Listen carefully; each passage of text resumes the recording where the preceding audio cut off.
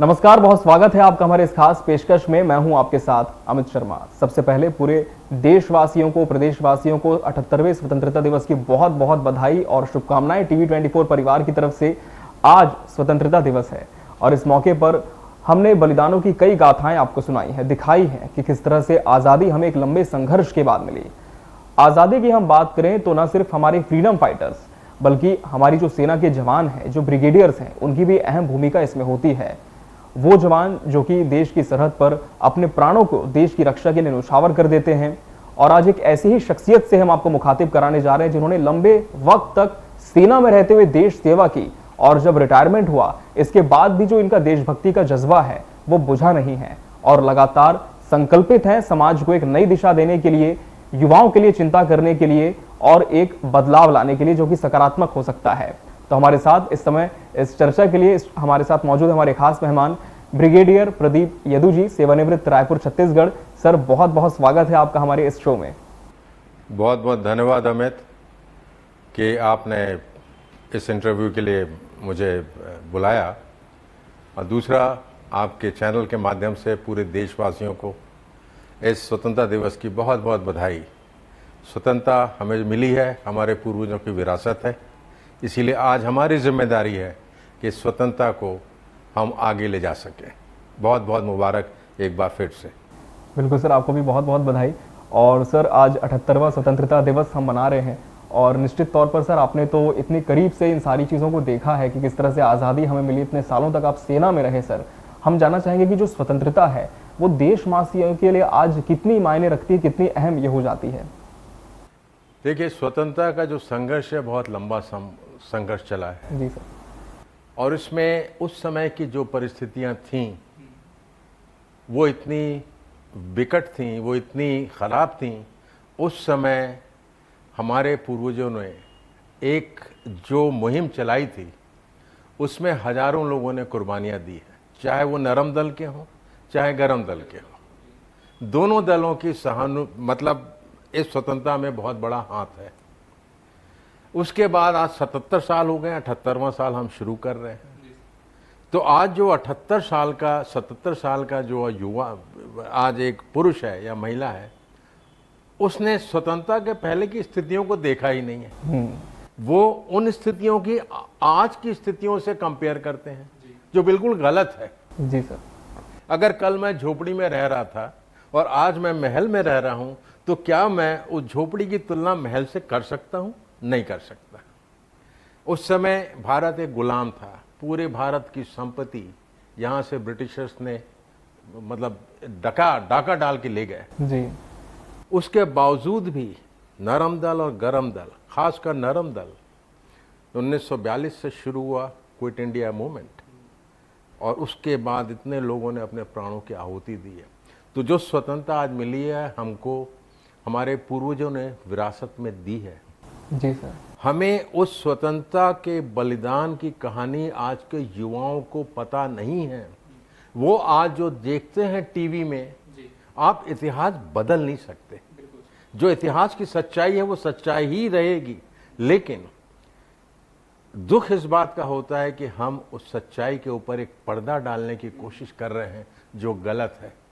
अगर आज के युवा को पता है कि उस समय का संघर्ष क्या था, बलिदान क्या हुआ था, तब वो भी इस स्वतंत्रता को और आगे ले जाएगा। मैं तो यही उम्मीद करता हूँ। हम लोगों की ज़िंदगी तो हो गई, 10-15 साल और हम इस दुनिया में हैं, लेकिन जो युवा है, आज भारत पूरे विश्व का सबसे युवा देश है। एवरेज देश की जो आयु है वो 28 से 29 साल की है। तो इसीलिए युवाओं की जिम्मेदारी है कि उस इतिहास को समझें और उस इतिहास को जो बदलते हैं उनके खिलाफ आवाज़ उठाएं। सर, युवाओं की आपने बात की, एक सवाल मेरा ये भी है कि युवाओं के लिए सरकार एक अग्निवीर योजना लेकर के आई है, इसे इंट्रोड्यूस किया गया हाल फिलहाल में। क्या आप मानते हैं कि इस योजना से हमारे जो देश के युवा हैं, जो सेना में जाने का सपना देखते हैं, क्या वो देश का गौरव बढ़ा सकते हैं? बहुत उपयोगी ये योजना हो सकती है। जो अग्निपथ योजना करीब 1.5-2 साल जून 2022 में लाए थे, ये योजना देश के लिए बहुत घातक है। क्या आप देश की सुरक्षा से कोई समझौता कर सकते हैं? आज जो सैनिक है उसको सैनिक की सिर्फ रिक्रूट की ट्रेनिंग के लिए करीब 10 से 12 महीने लगते हैं। जी सर। उसके बाद वो अपनी यूनिट में आता है और यूनिट में आने के बाद उसकी ट्रेनिंग जो रेजिमेंट की होती है वो होती है। एक रिक्रूट से उसको सैनिक बनने में करीब 2 से 2.5 साल का समय लगता है। उसके बाद वो एक सक्षम सैनिक बनकर देश सेवा में लगा होता है।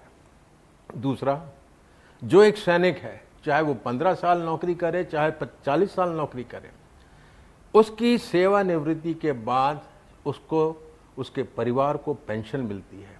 अगर सर्विस के दौरान वो शहीद हो जाए तब उसके परिवार की देखभाल होती है, उसको पेंशन मिलती है, उसके बच्चों का एजुकेशन की देखभाल की जाती है, उसको मेडिकल देता है, उसको जो भी अलाउंसेस हैं सब कुछ मिलता है। मतलब उस सैनिक को ये पता है कि अगर मैं ना भी रहूं तो मेरे परिवार को भारतीय सेना और भारत की सरकार उसको उसका देखभाल करेगी। अगर आपको सैनिक बनने में 2 साल का समय लगता है और अग्निपथ योजना जो है 4 साल की है, उसमें 6 महीने की ट्रेनिंग, क्या आप 2 साल की ट्रेनिंग 6 महीने में दे सकते हैं? आप एक पत्रकार हैं, बहुत पढ़ाई की होगी आपने पत्रकारिता को सीखने के लिए। अगर मान लीजिए आपका पत्रकारिता का कोर्स 3 साल या 4 साल का है, मैं बोलूँ नहीं अमित आपको 6 महीने की ट्रेनिंग दी जाएगी और आप सीधे टीवी में आइए, क्या आप आ सकते हैं? क्या आप में वो अनुभव आएगा? प्रैक्टिकल नॉलेज नहीं मिलेगी। दूसरा, अगर किसी को पता है कि 4 साल के बाद सिर्फ 25% लोग सेना में रखे जाएंगे, 75% बाहर कर दिए जाएंगे, तब वो हमेशा कंफ्यूज रहेगा कि क्या मैं सेना में रह पाऊंगा या नहीं रह पाऊंगा। उसके बाद उसको कोई पेंशन नहीं है, उसको कोई शहीद का दर्जा नहीं है, और जो उसको अभी 21,000 रुपये सरकार दे रही है और जो कहते हैं कि 4 साल के बाद हम 11 लाख देंगे, 11 लाख में आधा पैसा उस सैनिक की तनख्वाह से काटा जा रहा है, ये मैं आपको बता दूं। जी। और 4 साल की ट्रेनिंग के बाद उसको पता है मैं चला जाऊंगा तो हे भगवान मेरे माँ बाप हैं, भाई बहन हैं, मैं उसकी शादी करनी है, बहन की शादी करनी है, बच्चों को पढ़ाना है, तो वो बोला मैं जिंदा ही वापस जाऊं। तो वो जो रिस्क एक सैनिक लेता है वो उसके अंदर जज्बा है, वो उसके अंदर नहीं आ सकता। दूसरा, जब एक अग्निवीर किसी यूनिट में जाएगा, वहां पे मान लीजिए मैं अग्निवीर हूं और आप एक ट्रेंड सैनिक हैं, तो आप मुझे बोलेंगे तू 4 साल की ट्रेनिंग का बंदा है, मेरे से बात नहीं करना। मतलब एक विभाजन यूनिट के अंदर हो रहा है, ईगो क्लैशेस होंगे और उसको पता होगा कि यार ये 4 साल में आ रहा है, हमने इतनी मेहनत करी है। इसके अलावा जो एक सोशल कॉज मैं आपको बता रहा हूं, आजकल जो अग्निवीर हैं, जब वो लड़का 17 से 21 साल में जाता है, लोग उससे पूछते हैं, जब उसकी शादी का समय आता है तो लोग उससे पूछते हैं कि आपका जो लड़का है वो अग्निवीर है कि रेगुलर सैनिक है। अगर अग्निवीर है तो नहीं भैया, हम अपनी लड़की अग्निवीर को नहीं दे सकते। 4 साल के बाद वो युवा क्या करेगा? अभी सरकार कहती है हम उसको नौकरी देंगे, सब कुछ करेंगे। आज भी 10% और 20% जो रिजर्वेशन है वो पूर्व सैनिकों के लिए ग्रुप सी और ग्रुप डी में है, और उसमें सिर्फ 1.68 और 2.69% फौजी हैं। तो अभी तक सरकार ने क्यों नहीं भरे? कहना बहुत आसान है और करना बड़ा मुश्किल है। तो अग्निपथ देश की सुरक्षा के साथ घातक है। आज से इसका इफेक्ट आज नहीं होगा, आज से 10 साल के बाद ये सेना, भारतीय सेना, जिसको पूरे देश को इसके ऊपर गर्व है, वो सेना एक होमगार्ड बन के रह जाएगी। क्या गलवान में जो चाइनीज के साथ हुआ था, अग्निवीर टिक पाता वहां पे? देश की सुरक्षा के साथ खिलवाड़ है। अगर अग्निवीर को लाना है, आप इसकी पूरी चीजों को आपको पूरा रीइंस्टीट्यूट करना पड़ेगा, जैसे एक रेगुलर सैनिक के साथ होता है। और दूसरा, रेगुलर सैनिक की जो भर्ती है पिछले इतने सालों से हो रही है, उसको चेंज करने की जरूरत क्या है? क्योंकि आपको पेंशन देनी पड़ती है। अगर आप अपने पूर्व सैनिकों का ध्यान नहीं रख सकते, चाहे कोई भी देश हो, अगर आप पूर्व सैनिकों का ध्यान नहीं रख सकते तो उस देश को किसी देश के साथ लड़ाई करने की कोई होना ही नहीं चाहिए। पूर्व सैनिकों ने आपके देश को बचाया है, आपके देश की अखंडता को बचा के रखा है, देश की एकता को बचा के रखा है। देश की सुरक्षा के साथ ये बहुत बड़ा खिलवाड़ है। सर ये तो इस योजना पर बात हो गई, लेकिन दो मुद्दे और हैं इस देश में जो कि अभी हैं और मुझे लगता है कि आज 15 अगस्त में इन्हें उठाना बहुत ज़रूरी है। पहला तो सर बेरोजगारी, जैसे कि आप जानते हैं, और दूसरा जो युवा सरकारी नौकरी का सपना देखते हैं, लगातार आप देख रहे हैं कितने बड़े स्कैम्स पेपर में हो रहे हैं, एनटी पर कितने सवाल खड़े हो रहे हैं। सर इससे कब हमें आज़ादी मिलेगी और क्या रास्ता हो सकता है? जैसा मैंने कहा, आज भारत विश्व का युवा देश है। जी सर। एवरेज आयु 28 से 29 साल की है। आज देश में पिछले 45 साल में जितनी बेरोजगारी, सबसे ज़्यादा बेरोजगारी आज है, चरम सीमा पर है, पीक पे। इतनी सरकारी नौकरियां, तकरीबन 30 लाख नौकरी, हो सकता है ये आंकड़ा गलत है, तकरीबन उतनी नौकरी आज सेंट्रल गवर्नमेंट और स्टेट गवर्नमेंट्स में खाली हैं। आप इनको क्यों नहीं भर रहे? किस कारण से नहीं भर रहे? अगर आप उनको नौकरी नहीं दे सकते तो आपको ये हक नहीं है ये कहने का कि आज हमारा युवा आगे बढ़ रहा है। अगर आपका युवा आगे बढ़ रहा है, मतलब उसकी कमाई हो रही है, तो आप 80 करोड़ लोगों को फ्री राशन क्यों बांट रहे हैं? कोविड से स्कीम चली, अभी तक उसे एक्सटेंड कर दिया गवर्नमेंट ने। हाँ। जो पेपर लीक का मामला है, मान लीजिए हम एक ही एग्जाम में अपीयर हो रहे हैं, मैं पूरी मेहनत करके, मैं गरीब परिवार से हूँ, अपने पिताजी से बोलता हूँ मुझे 2 लाख का खर्चा है, वो बेचारे अपना खेत गिरवी रखते हैं, माँ अपनी ज्वेलरी बेचती है, मुझे पढ़ाते हैं, मुझे पूरी ट्रेनिंग देते हैं, मैं पढ़ता हूँ, पेपर देता हूँ, अच्छा देता हूँ, लेकिन आपने पढ़ाई नहीं की या जो भी कारण हो, आपने पेपर लीक करा दिया। अब पेपर लीक कराने से दो हैं, या तो कुछ चंदेक लोगों को मौका मिले आगे आने का, दूसरा वो पूरा एग्जामिनेशन कैंसिल हो जाए। वो कैंसिल हो जाएगा तो आपको नौकरी देने की जरूरत ही नहीं पड़ेगी। दूसरा, जो प्राइवेट सेक्टर में, मैं सिर्फ एक ग्रुप का नाम लूंगा, अंबानी ग्रुप ने पिछले 6 महीने में 42,000 लोगों को अपने उससे निकाल दिया है। दूसरे ग्रुप हैं जो अडानी ग्रुप है, उसमें सिर्फ 23,000 लोग काम कर रहे हैं। तो भारत के युवा को जब तक आप उसके लिए बेरोजगारी का मुद्दा है इसको दूर नहीं करेंगे, छोटे छोटे उद्योग होते हैं। मान लीजिए आप एक उदाहरण दे रहा हूं, आप एक ब्रिक किलन चला रहे हैं, ईंटें बना रहे हैं, आपके पास 10 लोग काम करेंगे, उनको आप रोजी देंगे, तनख्वाह देंगे। मनरेगा एक हमारे जो युवा हैं गांव के, उनके लिए, महिलाओं के लिए एक योजना है, आप उसका जो फंड है उसको कम कर रहे हैं। 60 से 70% युवा हमारा गांव में है, आपको उसकी देखभाल करनी पड़ेगी। आपने शिक्षा का बुरा हाल कर दिया, क्यों? उसके भी कारण हैं। अगर आप शिक्षा देंगे, आपकी नॉलेज बढ़ेगी, आपकी अवेयरनेस बढ़ेगी, आपकी अवेयरनेस बढ़ेगी तो आपके प्रश्न पूछने की शक्ति बढ़ेगी। जब आपकी प्रश्न पूछने की शक्ति बढ़ेगी, मैं सरकार में बैठा हूं, मैं नहीं चाहूंगा कि अमित मुझसे प्रश्न पूछे, ना रहे बांस ना बजे बांसुरी, आपको मैं शिक्षित ही नहीं करूं, अंडर कॉन्फिडेंट कर देंगे। बिल्कुल एग्जैक्टली। तो ये बहुत दुख की बात है। चाहे पीएसयूज आप बंद कर रहे हैं, पीएसयूज प्राइवेट हाथ में दे दिए, वहां पे कितनी नौकरियां होती थी युवाओं के लिए, महिलाओं के लिए, लड़कियों के लिए, बच्चियों के लिए, सब बंद हो रहा है।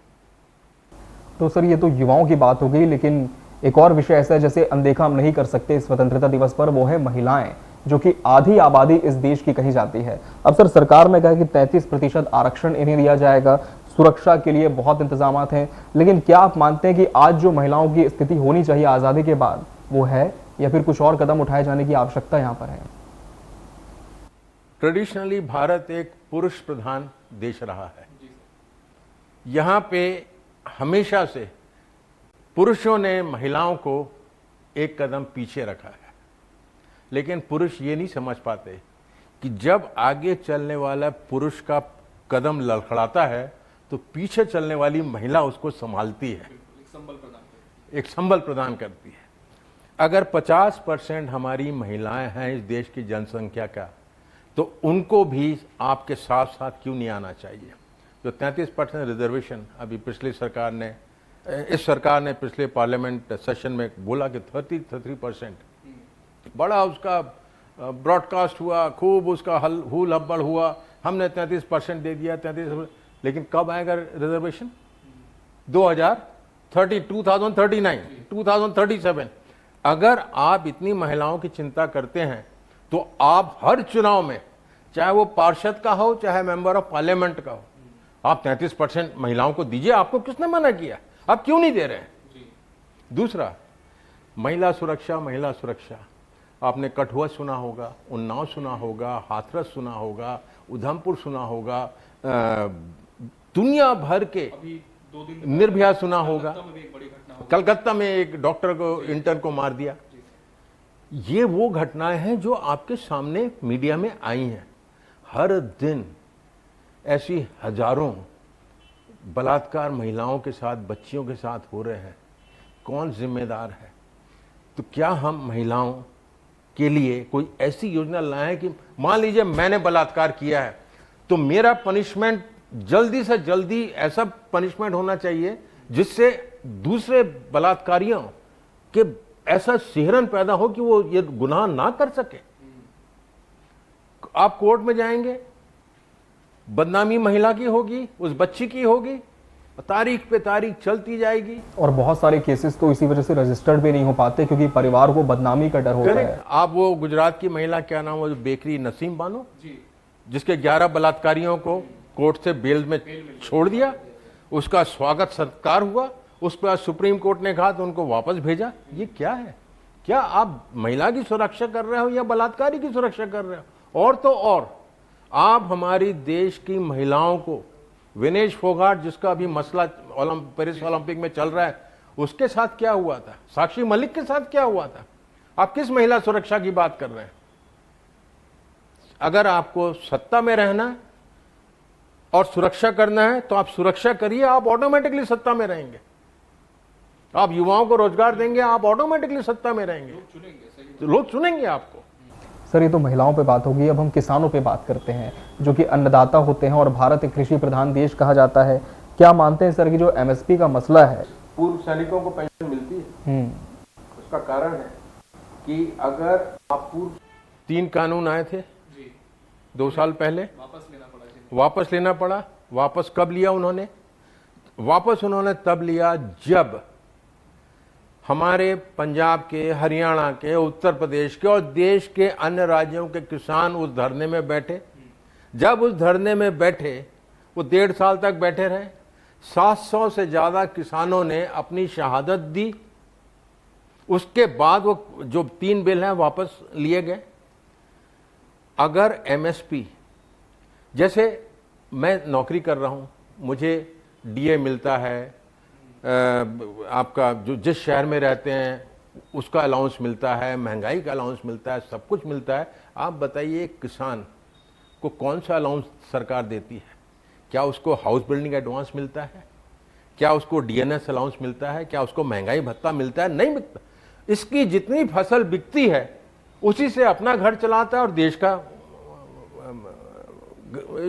पेट भरता है। आप उसकी एमएसपी नहीं दे रहे हैं। क्यों नहीं दे रहे हैं? आप एक किसान से कैसे उम्मीद कर सकते हैं कि जो वो अपनी कृषि उत्पादन के लिए, जो चाहे वो पेस्टिसाइड इस्तेमाल कर रहा है, चाहे खाद इस्तेमाल कर रहा है, चाहे ट्रैक्टर या जो भी कृषि यंत्र है, आपने उसको 18% जीएसटी लगा दी है।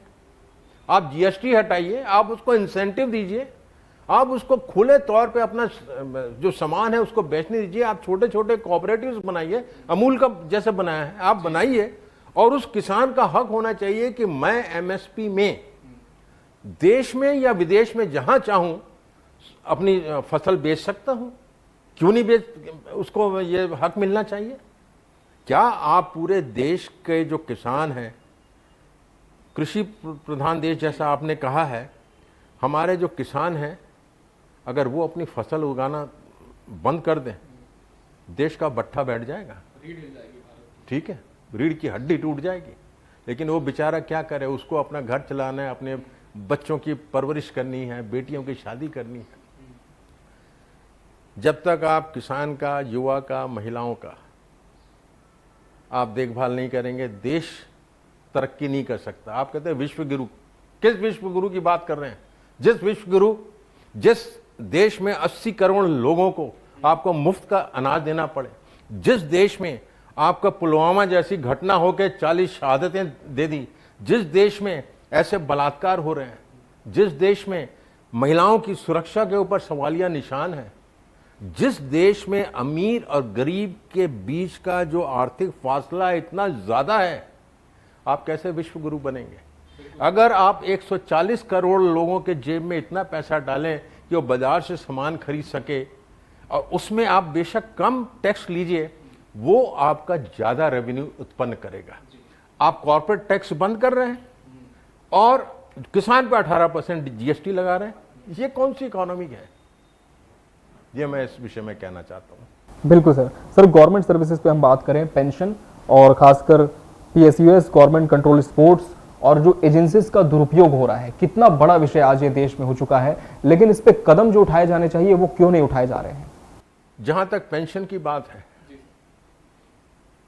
2003 या 4 में अटल सरकार ने जो गवर्नमेंट एम्प्लॉयज हैं, चाहे वो पुलिस में हो, चाहे शिक्षा में हो, चाहे चिकित्सा में हो, किसी भी डिपार्टमेंट में हो, उनकी पेंशन बंद कर दी। वो गवर्नमेंट सर्विस में इसीलिए आना चाहता था और आते हैं कि मेरे रिटायरमेंट के बाद मुझे इतनी पेंशन मिले ताकि मेरे परिवार का और उनका देखभाल मैं आर्थिक रूप से कर सकूं। आपने वो बंद कर दिया। क्यों बंद कर दी? क्या आपके सरकार के पास इतना पैसा नहीं है? जब आप किसी चीज को प्लान करते हैं कि मान लीजिए आपको 100 लोगों को भर्ती करना है, उन 100 लोगों को आज भर्ती करने में कितना खर्चा होगा, 1 साल के बाद जो महंगाई बढ़ेगी तो उनको कितनी तनख्वाह देनी पड़ेगी, जब वो रिटायरमेंट होगा तो उसको कितनी पेंशन देनी पड़ेगी। अगर उसका 100 लोग पूरा खर्चा मिला के अगर आप देखें 1000 रुपये का खर्चा आ रहा है, तो सरकार की जिम्मेदारी है कि उस 1000 रुपये का हम बंदोबस्त कैसे करें, कहां से करें। आप कॉर्पोरेट टैक्स को आप कम कर रहे हैं, आप कॉर्पोरेट टैक्स बढ़ाइए। अभी 12, 13, 14 लाख करोड़ रुपया जो बड़े बड़े बिजनेसमैन हैं वो देश के बैंक से पैसा लेके विदेश फरार हो गए हैं। और जहां तक मेरी जानकारी है, हर साल भारत से तकरीबन 13,000 लखपति, करोड़पति देश छोड़ के जा रहे हैं। देश में कौन रहेगा? गरीब किसान, गरीब मजदूर, गरीब सैनिक। आप उनको रोकिए, आप उनसे पैसा वसूल करिए, मैं इंटरेस्ट के साथ। अगर आप इंटरेस्ट नहीं देंगे, आप बैंक से 1000 रुपये लेंगे, आप उसको 12, 14, 18% इंटरेस्ट लेते हैं। मैं कॉर्पोरेट हूं, मेरी करोड़ों का बिजनेस है, मेरे से आप 4% इंटरेस्ट ले रहे हैं। आप मुझसे 28% लीजिए, आपसे 4% लीजिए। बिल्कुल, जो सक्षम है वो दे भी सकते हैं। तो ये है आपका जो आपने बताया कि पेंशन का। अग्निवीर की बात हमने कर ली। अभी सिर्फ पूर्व सैनिकों को पेंशन मिलती है। उसका कारण है कि अगर आप पूर्व सैनिकों की पेंशन बढ़ कर देंगे तो कोई भी व्यक्ति सेना में नहीं आएगा। और सेना में नहीं आएगा क्योंकि सेना किसी भी देश का ब्रह्मास्त्र होता है। जब हर यंत्र तंत्र आपका फेल हो जाता है, सिविल एडमिनिस्ट्रेशन फेल हो जाता है, तब आप सेना को बुलाते हैं और सेना हर विषम स्थिति को सम बना देती है। हमने पाकिस्तान के संदर्भ में भी यही देखा और अभी बांग्लादेश में भी वही हुआ सर। आप इसके पहले पाकिस्तान में हुआ, श्रीलंका में हुआ, उसके पहले म्यांमार में हुआ, अभी बांग्लादेश में हो गया। और अगर भारत के चारों तरफ इस तरीके के देश हैं जिससे हमें खतरा है और किन कारणों से वो खतरा पैदा हो रहा है, अगर हमको उसकी भनक पहले से नहीं पड़ी तो फिर सवाल सरकार के ऊपर उठता है, सरकार की सुरक्षा एजेंसियों के ऊपर उठता है, सरकार की गुप्तचर एजेंसियों के ऊपर पड़ता है। क्या आपको नहीं पता था कि म्यांमार में क्या हो रहा है, श्रीलंका में क्या हो रहा है, बांग्लादेश में क्या हो रहा है, पाकिस्तान में क्या हो रहा है? बिल्कुल, आप घिर चुके हैं। एक चाइना का है कि पर्ल ऑफ पल्स है, मिडल ईस्ट से लेकर साउथ ईस्ट तक इंडिया को मोतियों के माला में पूरा घेर के रखा जाए। देश की सुरक्षा, और उस समय आप अग्निवीर ला रहे हैं। ये मैं कह रहा हूं कि कितनी विकट स्थिति है अभी। बिल्कुल सर, इतने बड़े विषय हैं, लेकिन इसके बाद भी क्यों ऐसा होता है कि जब भी चुनाव आते हैं तो राम मंदिर की बात होती है, धर्म की बात होती है। क्या ये सब सिर्फ पॉलिटिकल माइलेज के लिए आज भी देश में किया जाता है? मैं हिंदू हूं, कट्टर हिंदू हूं, और हिंदू होने पे मुझे गर्व है, लेकिन मैं दूसरे धर्मों का भी उतना ही आदर करता हूं जितना अपने धर्म का आदर करता हूं। जब कोई बच्चा पैदा होता है, क्या वो हिंदू या मुसलमान, उसको पता होता है कि मैं कौन सी जाति का हूं? उसके दिमाग में जहर फैलाता है उसके माता पिता, उसके भाई बहन, उसके दोस्त, उसके बंधु। और आज आपका सोशल मीडिया इतना स्ट्रांग हो गया है, दुनिया में कहीं कोई चीज हो, आप मोबाइल खोलोगे आपको हर चीज नजर आ जाएगी। और इस कारण से इसमें जो फेक न्यूज फैलाई जा रही हैं, अभी आपने देखा होगा बांग्लादेश में कुछ बेंगलोर के वीडियो थे, उन्हें वायरल कर दिया, उन्हें वायरल करा कि बांग्लादेश में हिंदियों के साथ ये हो रहा है।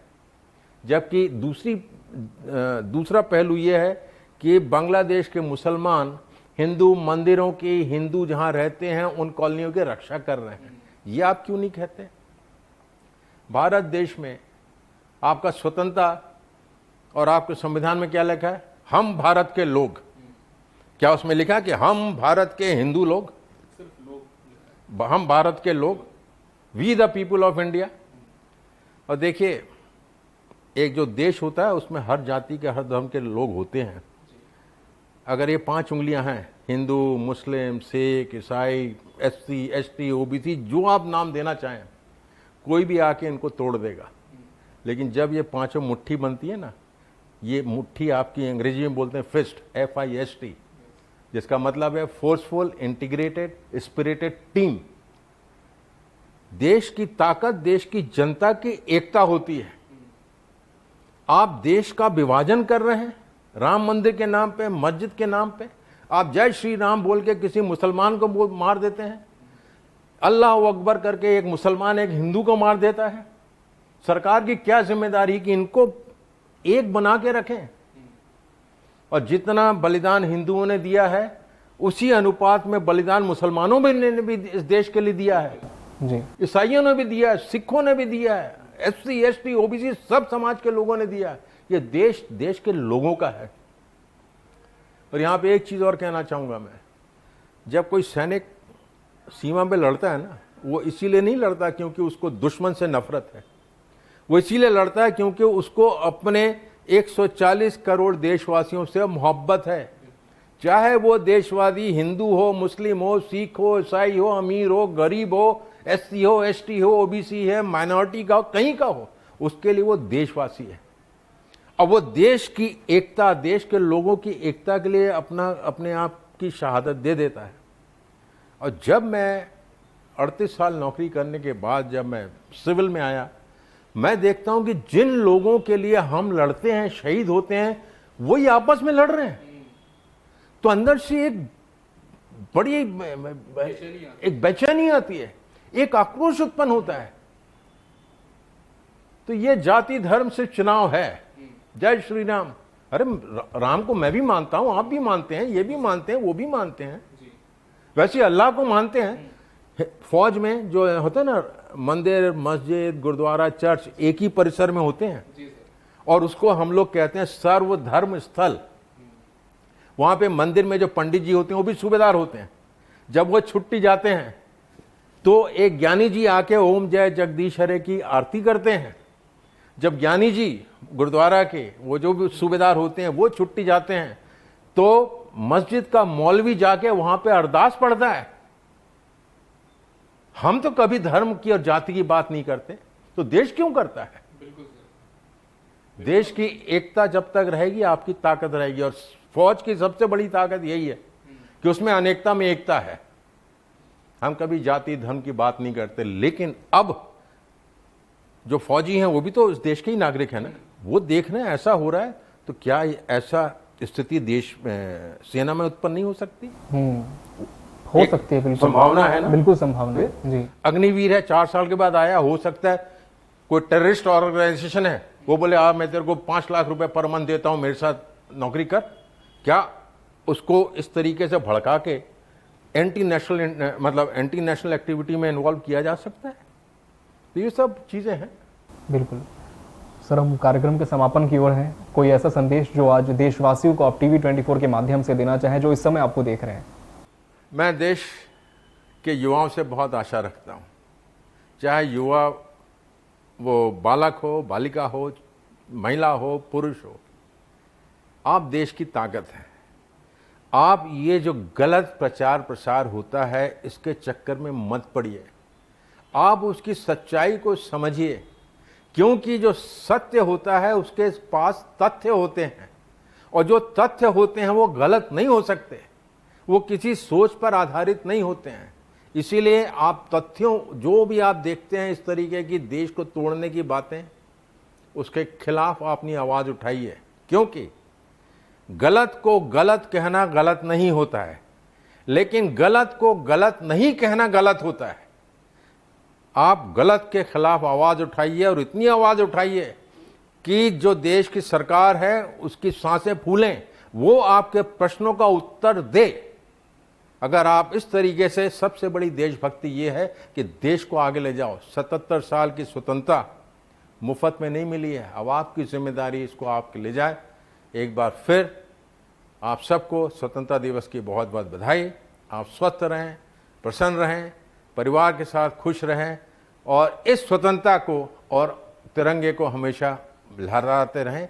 यही मेरी आपसे विनती है, गुजारिश है। जय हिंद। जय हिंद सर। सर बहुत बहुत धन्यवाद कि आपने हमें अपना समय दिया और इतने गंभीर विषयों पर आपने बात रखी। आपको बहुत बहुत धन्यवाद sir. Thank you very much. इसी के साथ हमारे इस खास पेशकश में फिलहाल इतना ही। मुझे और मेरी पूरी टीम को दीजिए इजाजत। एक बार फिर से आप सभी को स्वतंत्रता दिवस की बहुत बहुत बधाई। नमस्कार।